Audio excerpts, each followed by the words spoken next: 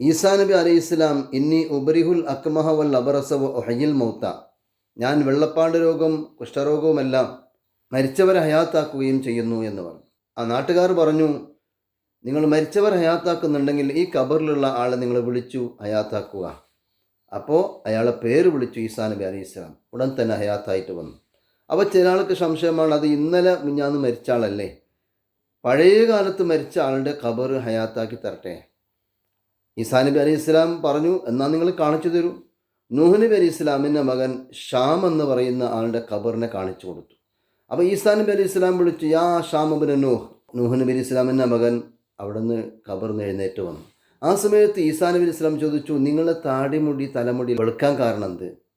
ആ സമയത്ത് മഹാനവറുകൾ പറഞ്ഞു, നിങ്ങൾ വിളിച്ചപ്പോൾ അത് ഖിയാമത്ത് നാളിൻ്റെ വിളിയെന്ന് മനസ്സിലാക്കി ടെൻഷനായിട്ടാണ് എൻ്റെ മുടിയെല്ലാം വെളുത്തത്.